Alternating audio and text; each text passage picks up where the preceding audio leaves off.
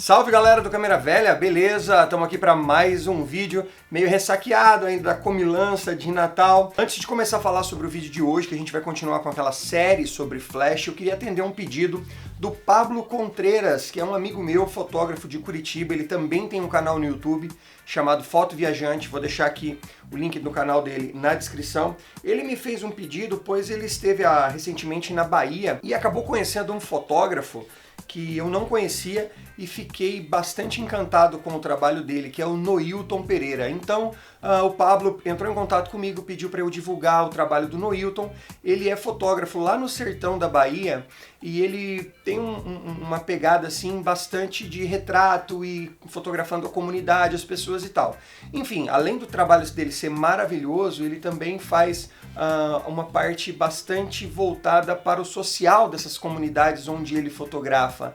Ele reverte o que ele ganha com a fotografia dele, fotografando essas pessoas em prol da própria comunidade, né? Então ele vende essas fotografias e todo esse dinheiro que ele ganha vendendo essas imagens, ele retorna lá para essas comunidades. Então eu queria indicar aqui o trabalho do Noilton Pereira, dizer a ele que ele está de parabéns, não conheço ele pessoalmente. Se esse vídeo chegar até você, Noilton, quero que você saiba que você ganhou um fã, um admirador aí no seu trabalho, beleza? Então, se você também tem intenção de comprar alguma fotografia, dá uma olhada lá no trabalho do Noilton, compra as fotografias dele, que vale muito a pena, porque além de ser imagens lindas, você pode estar ajudando essas pessoas que ele fotografa. Eu vou começar o vídeo falando sobre algumas coisas que eu não falei no vídeo anterior, vou deixar aqui nesse card também o vídeo anterior onde eu falo sobre o uso do flash, e hoje a gente vai falar sobre o flash manual. Tem algumas coisas que eu não falei no vídeo anterior, não porque eu esqueci. Muita gente escreveu comentário, você não falou o número guia, você não falou isso. Não que eu tenha esquecido, é que o vídeo passado ficou muito grande, com quase meia hora. Então eu resolvi dividir um pouco os assuntos, deixar para falar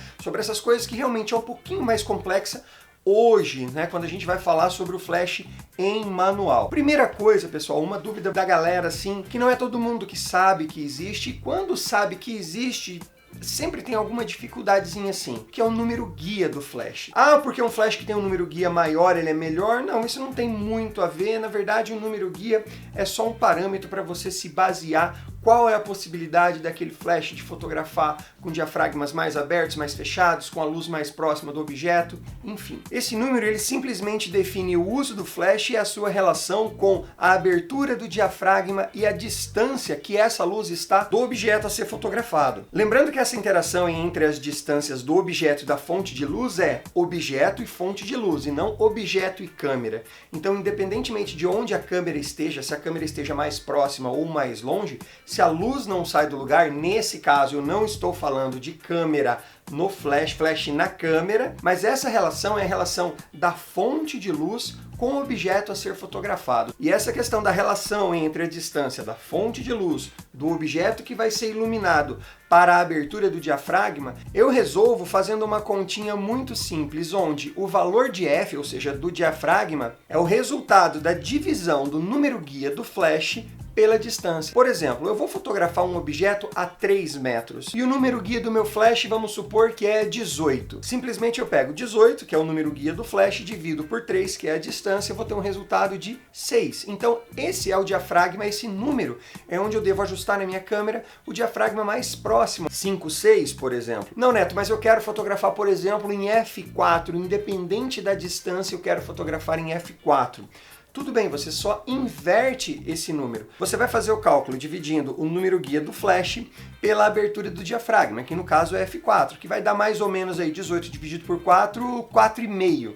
Né? Então, essa é a distância que você tem que estar, que a luz tem que estar do objeto a ser fotografado. O pessoal que fotografava com flash antigamente, ou eles faziam esses cálculos, né? No caso de estúdio era fácil, era tudo fotometrado com fotômetro de mão, mas, por exemplo, quem trabalhava com evento.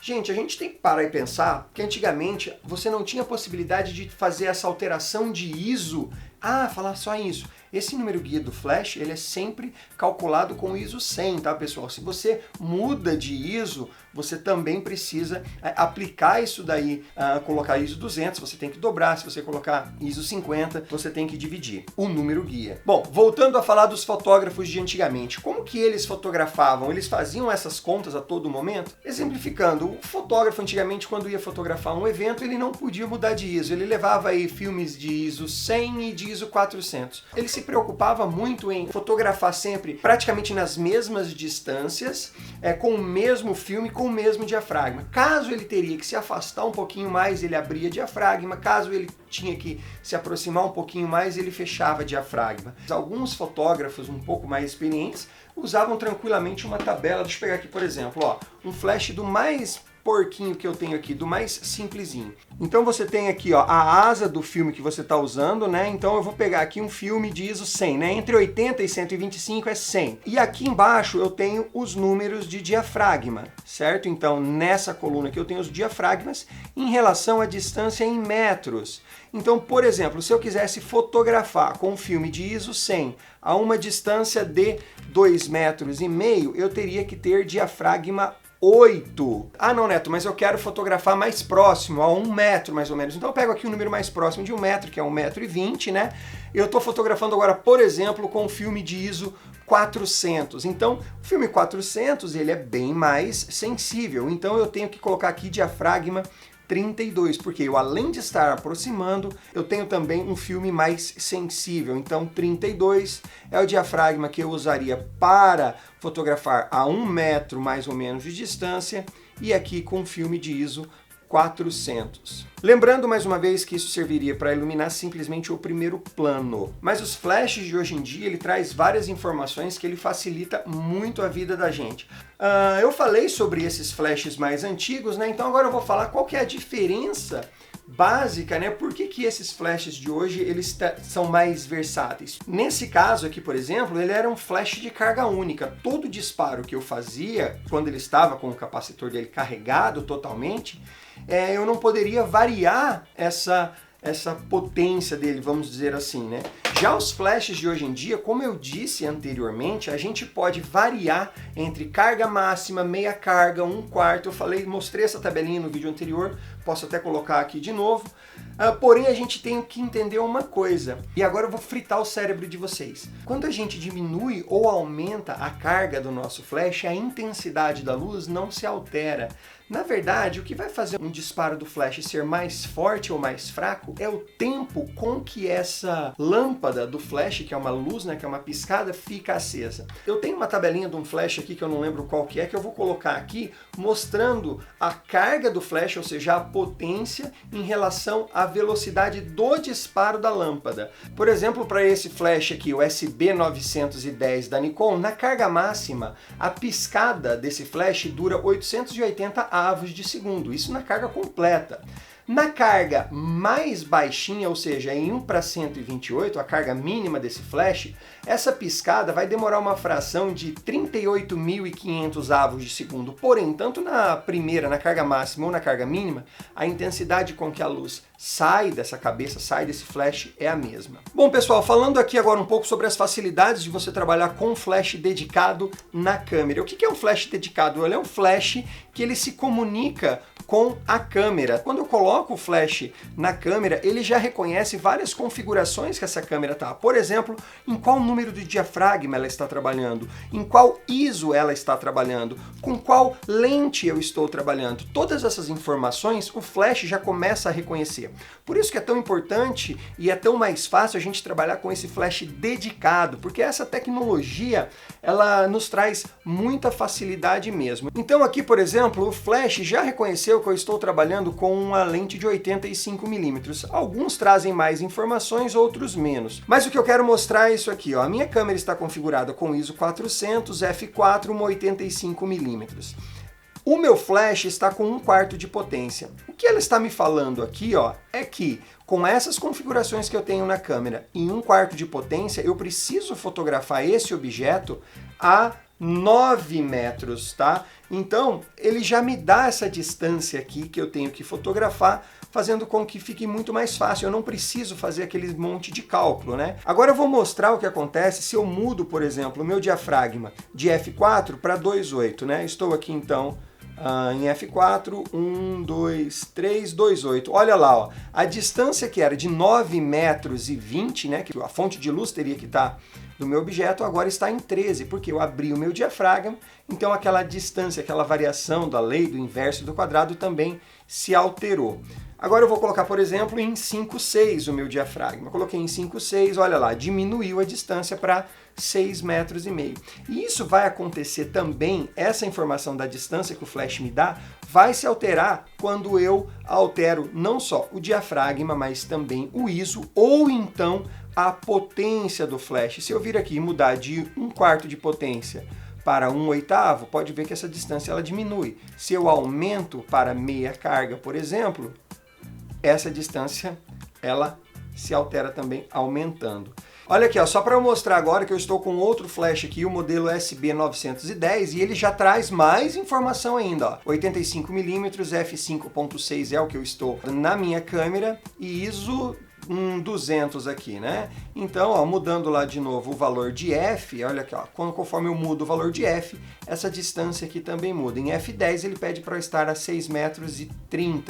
Se eu coloco f4 a 16 metros, f3.5 a 20 metros. Da mesma forma, se eu venho aqui e altero o ISO, olha lá, ó, quando eu altero o ISO, aqui está a informação de ISO e aqui a informação da distância.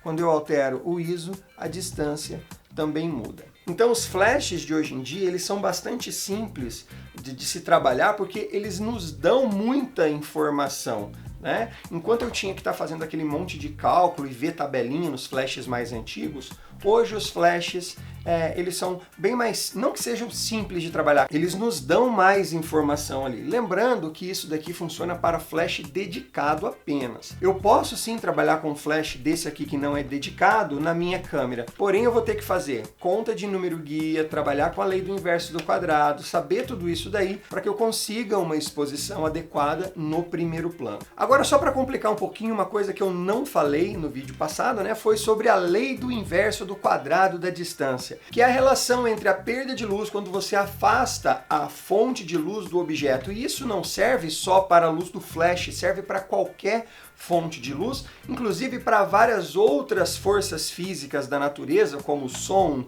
gravidade, radiação. O que seria essa lei do inverso do quadrado da distância? A forma mais simples de eu explicar é o seguinte: quando você dobra a distância entre a fonte de luz e o objeto ser fotografado, você perde 2 pontos de luz. Quando você passa, por exemplo, de 2 metros para 4 metros, a luz que estava chegando nessa primeira situação, agora só está chegando 1/4 dela. Vamos dar um exemplo aqui. Eu estou fotografando em 5:6 um objeto que está a 2 metros de mim. Eu estou conseguindo uma exposição bacana nesse primeiro plano. Aí de 2 metros eu passo para 4 metros. Agora esse objeto ele vai ter 4 vezes menos luz chegando nele. Para eu compensar essa perda de luz em relação a essa distância, eu preciso ou abrir 2 pontos no meu diafragma ou subir 2 pontos no ISO. Então ou eu vou de 5,6 para 2.8, ou então eu vou de ISO 100 para 400, por exemplo. Por isso que é tão importante, quando a gente vai estudar flash, a gente ter muito bem, dominar muito bem a questão de fotometria, de exposição. O que é um EV a mais, o que é um EV a menos. Isso é muito importante a gente entender. Tá vendo como que essa matemática é muito doida? Mas depois de um certo tempo, não fica tão difícil você entender sobre lei do inverso, número guia, enfim. Pessoal, eu acho que era isso que eu tinha para falar. Se eu esqueci alguma coisa, deixa aqui nos comentários, por gentileza, tá? Que daí nos próximos vídeos eu falo. Então, como eu disse, é muita informação sobre flash. Hoje eu vou falar só sobre esses modos manuais mais simples de trabalhar, mas a gente ainda vai falar sobre o modo TTL, sobre o flash rebatido também, algumas questões que a gente tem que entender quando a gente rebate flash, né? Uma coisa que eu acho Todo mundo acha que rebater flash para cima é tornar a foto profissional, a foto fica mais bonita, enfim. Então a gente vai falar ainda sobre um monte de coisa, velocidade de sincronismo, flash na primeira cortina, congelar com flash, tudo isso eu vou tentar falar aos pouquinhos aqui, trazendo mais informações para vocês no canal. Beleza, pessoal? Muito obrigado aos padrinhos, muito obrigado a você que curte, compartilha os nossos vídeos. Fica assim, até semana que vem. Tchau e fui!